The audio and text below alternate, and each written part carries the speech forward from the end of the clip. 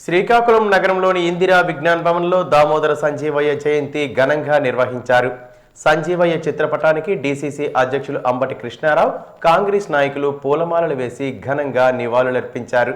ఈ సందర్భంగా ఆయన మాట్లాడుతూ, సాహితీ అభిమాని, వినయశీలి దామోదరం సంజీవయ్య భారతదేశంలో మొదటి దళిత ముఖ్యమంత్రిగా చేసిన వ్యక్తిని, ఇతని హయంలోనే భూ సంస్కరణలు, నూతన పరిశ్రమలు, బాలికలకు మొదటిసారి పాలిటెక్నిక్ కాలేజీలు, వృద్ధాప్య పెన్షన్లు ప్రవేశపెట్టారని అన్నారు. అవినీతి నిరోధక శాఖను ఈయనే స్థాపించారని, షెడ్యూల్ కులాలు, వెనుకబడిన జాతుల అభివృద్ధికి అనేక సంస్కరణలు చేపట్టారని చెప్పారు. ఆల్ ఇండియా కాంగ్రెస్ అధ్యక్షులుగా, కేంద్ర మంత్రిగా ఎన్నో పదవులను అలంకరించి అందరికీ ప్రియమైన నాయకుడిగా నిలిచారు. అలాంటి వ్యక్తి మనందరికీ మార్గదర్శకులని తెలియజేశారు.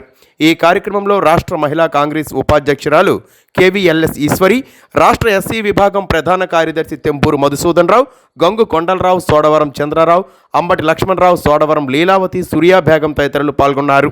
మొట్టమొదటి దళిత ముఖ్యమంత్రిగా అనేకమైనటువంటి కార్యక్రమాలు, అభివృద్ధి కార్యక్రమాలు, సంక్షేమ కార్యక్రమాలు అమలుపరచడంలో దామోదర సంజీవయ్య కీలక పాత్ర పోషించారని చెప్పడమే కాకుండా, భారతదేశ చరిత్రలోనే తొలి దళిత ఏఐసిసి అధ్యక్షుడిగాను, మరియు అనేకమైనటువంటి కాంగ్రెస్ పార్టీ కాదు, దేశ ప్రజల అభివృద్ధి కోసం అనేక విధంగా తోడ్పడినటువంటి వ్యక్తి అని చెప్పడంలో ఏ రకమైనటువంటి సందేశం లేదు.